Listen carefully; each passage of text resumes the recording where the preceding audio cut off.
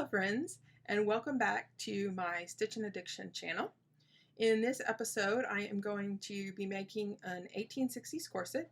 I am using Redthreaded's pattern because I'm not yet brave enough in the world of corsets to venture out into drafting my own, although I have found some really helpful videos and handouts for free on different places on the internet, so I'm hoping that maybe after completing this corset I'll be brave enough to start venturing out on my own and drafting them from scratch.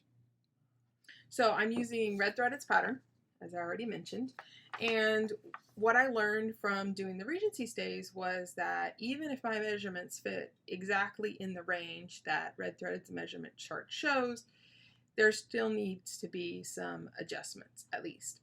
What I learned when I did the Regency stays was because I made them longer toward my waist, the bust area turned out almost too big and the waist area turned out almost too small. So that just has to do with proportions. My proportions are not exactly the same as the proportions the pattern was drafted for. So I went ahead and did my measurements and measured the pattern and compared them side by side. So as you can see here, here's mine, 41, 35, 38, bust, waist, hip. And then if you look on the pattern, I made a mistake originally, so that's why some things are crossed out. They're 37, 29, and 38 and a half. So when I look at that, the proportions are not the same. There's a 4-inch difference here, but there's a 6-inch difference here. And then with the hips, they're actually a 1/2 inch bigger. However, that's okay because your belly fat gets pushed down toward the hip area when you're wearing a corset. So I figured I would leave the hips like that for the mock-up and see if they were too big. So you want your measurements of your corset to be about 2 inches smaller than your body measurements. So in order to fix the proportions, because this is a 4-inch difference and this is a 6-inch difference, I added 2 inches around the waist area. I added a 1/2 inch on each side of the major panels to make that 2 inches.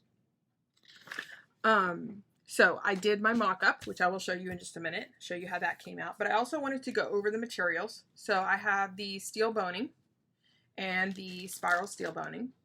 Both of these I got from tutu.com. I highly recommend them as a source. They have a lot of different things that you can get. Here is the corset lacing. This is actually not quite enough. I had to go online this morning and order some more. I got this from corsetmaking.com. I also highly recommend them. They have some really good prices and good supplies, and what I loved about them is they're super fast with their shipping and stuff gets here really fast. This is my bone casing, also from corsetmaking.com. And then I need a waist tape. So I got some cotton twill tape, 1 inch wide from Joann's for this. I bought a lot of it because I have some other plans for it as well. And then the bone tips. So I got 6 dozen of them from tutu.com. I will not need them all for this corset, but I wanted some extras for some other projects I have planned. Finally, the fabric that I'm going to use for the actual corset is a duck cloth, a cotton duck cloth from Joann's. I am not comfortable making a corset out of an expensive fabric yet. So even though I found and ordered and bought a cotton coutil from tutu.com and I really like it, I'm not ready to actually cut into it yet until I'm more confident with my corset making skills. So I used this to make the Regency stays, and I'm going to use this to make the 1860s corset as well. There's no stretch in this at all, no matter which way you pull it. There's a tiny bit when you go on the bias, but a very small bit. And so I love that about it. I love it that you can get it relatively cheap. I think I paid about $7 a yard for this, as opposed to cotton coutil that you're looking at about $20 a yard by the time you pay for the shipping to get it shipped to you, because you can't just order that or get that at your local Joann's, your local fabric store. I'm only going to do 1 layer for this corset. I know on this days I lined it and added some extra steps for myself, but I'm going to just do 1 layer of this to make this 1860s corset, and then if I love the way it came out, then and I need another one, I can make it out of nicer fabrics. I can do it with 2 layers, and the ideas are endless at that point. But because this is my first one, especially because it's my first full body functional corset, I'm just going to go with something fairly simple and fairly cheap just to make sure that I get it right. So those are my supplies. Those are where I've gotten them from. I have linked all of the supplies below in the description box, including where to get the pattern. All right, so here is the mock-up. I have not yet had time to make a proper 1860s chemise, so you'll have to forgive this piece that's working in place of an actual period correct chemise. I made this out of some polyester satin, and I put some Ridgeline boning in it just to give it a little bit of an idea of what the boning is going to do.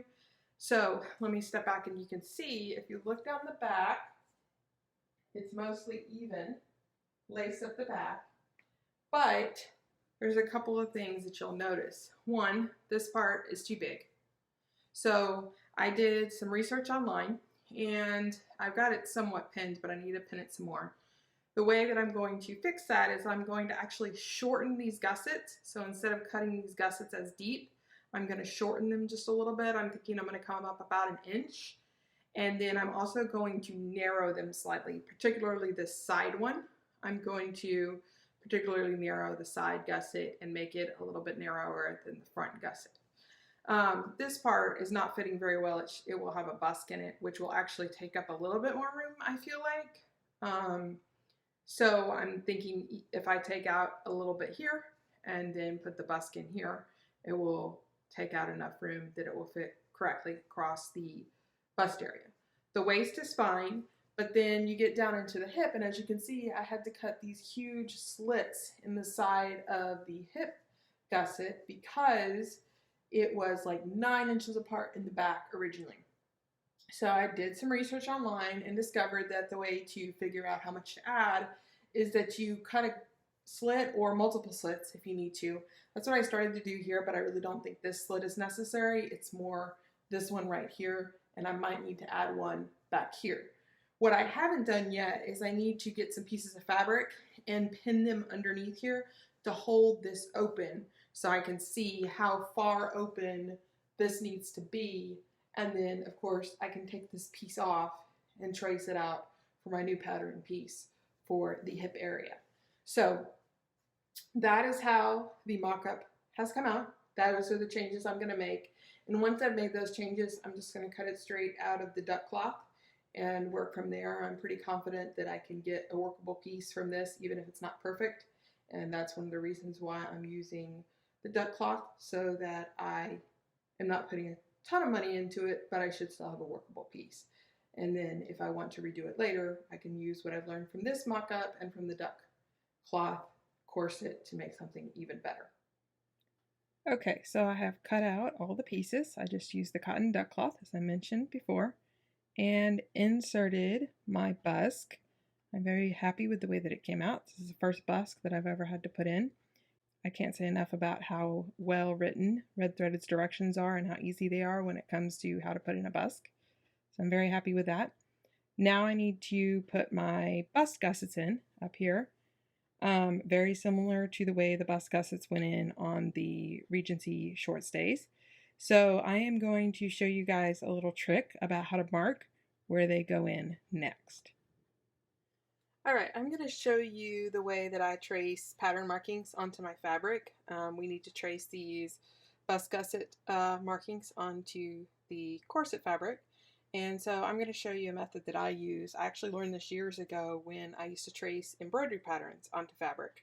And I've just continued to use it for important markings on my sewing patterns as well. So as you can see, I shortened these gussets just a little bit because I determined to do that after making my mock-up. So I actually shortened these gussets by an inch to bring that up just a little bit because they seemed too deep when I tried it on. I went ahead and traced over them with permanent marker because I need to be able to see them on the reverse side because this is the right side pattern. So what you need in order to trace these is you're going to need some sort of like pitcher or deep dish, and then a bright light. So I use a flashlight. And you're going to turn that light on and you're going to put it inside that pitcher, and then you need just a piece of glass. This is a piece of glass that, as you can tell, it broke, and so I've just saved it and used it for this. Then you're going to take your pattern and you're going to place it right on top of that light. so that the light is shining through and making those lines be seen. And then you will lay your fabric piece on top of the pattern and make sure you line up all your edges just like I'm doing here.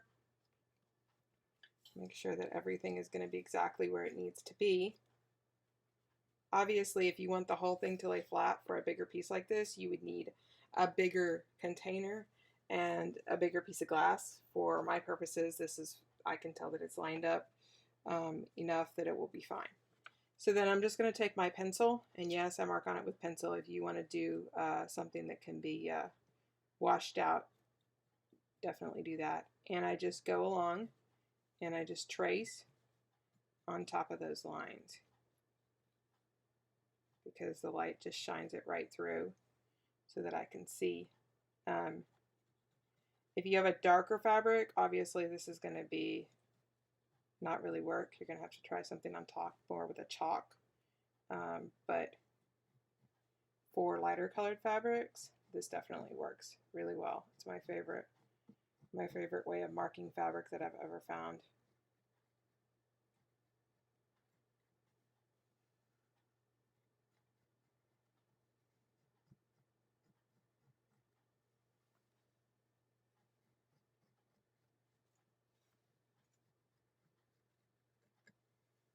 And then what I'll do is I'll just do that same method on the left side of the corset.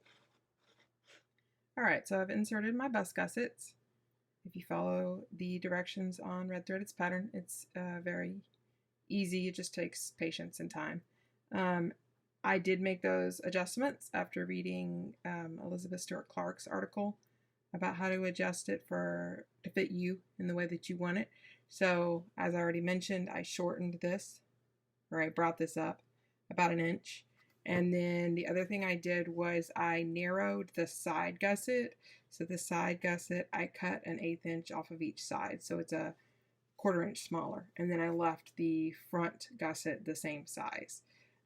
So those are ways that you can change it if you want it to fit better. Obviously, if you need it bigger, that's another easy way to do it, is to add to the bust gussets as well if you're needing a bigger bust. So the next step, it looks like, is applying bone casings. So that's what I'll be doing next. So I wanted to show you guys what I ended up doing with the hip gusset pattern because I realized the mistake that I made. Here's the original.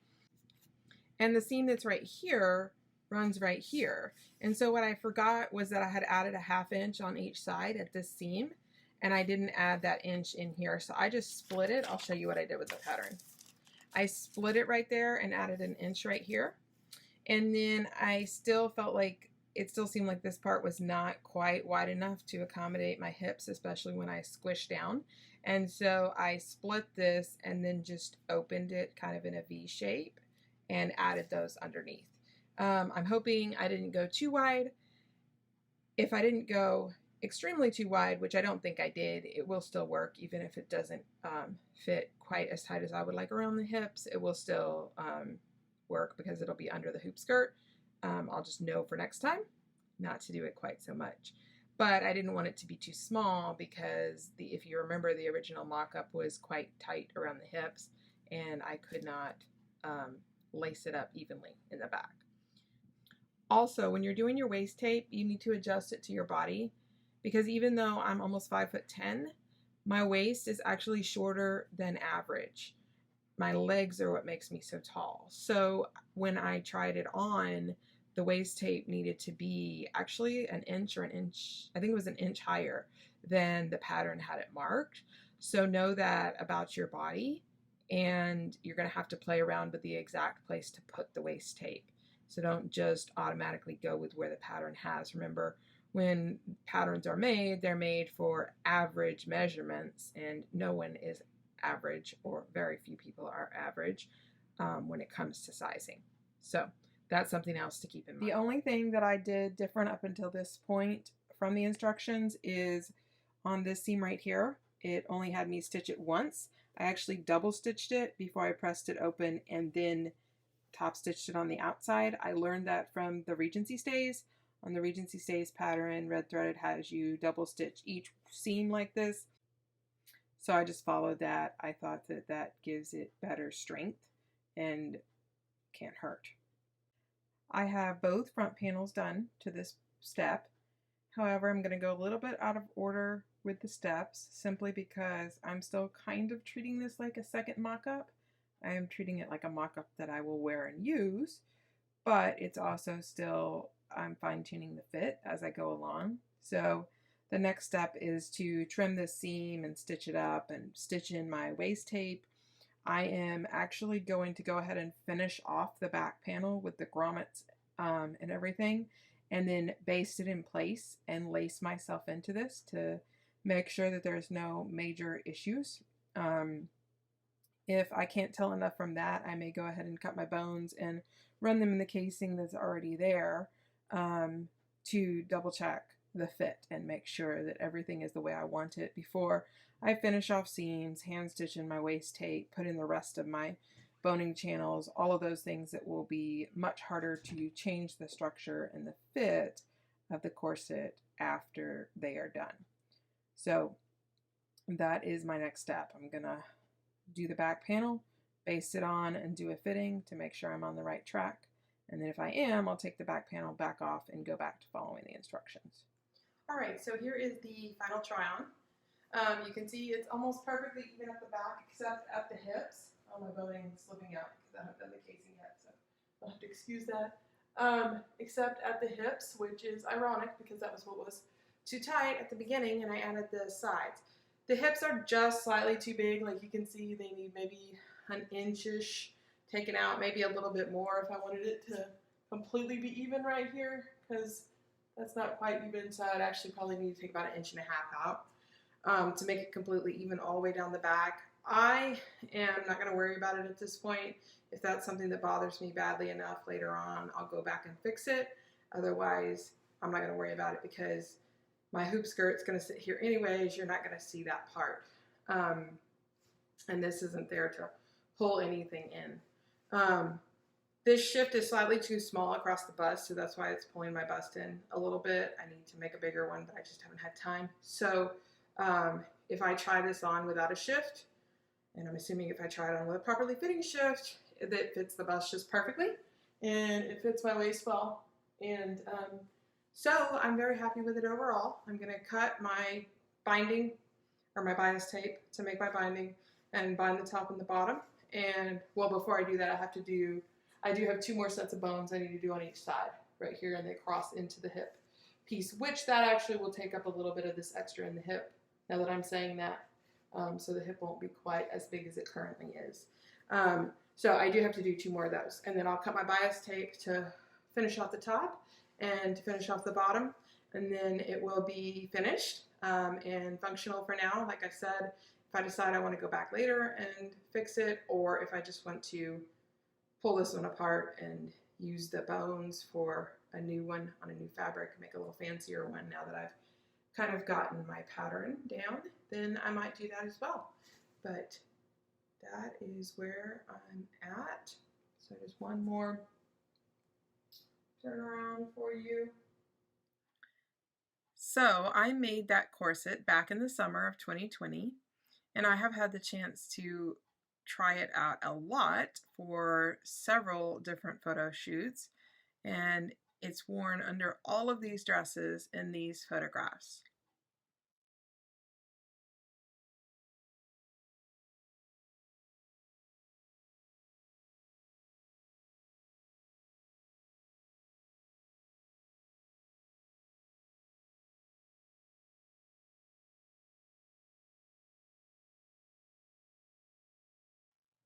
I am overall extremely pleased with how it came out, how it fits, how it creates the correct silhouette for the time period. So I'm very pleased overall with how it came out. I would love to make one that is much prettier as well as functional one day, but I have not yet had the time to do that.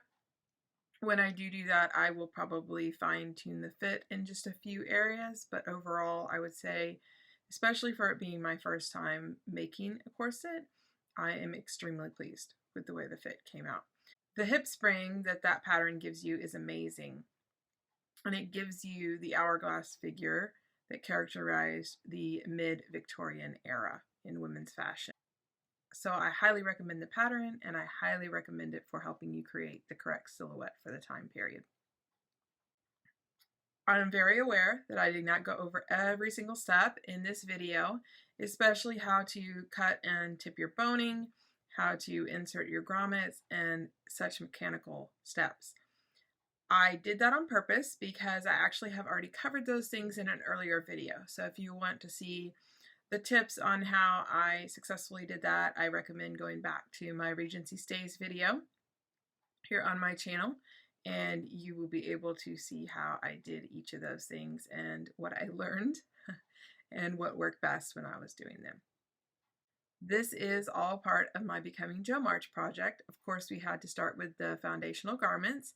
So I've already published the chemise video, and now I've published the corset video.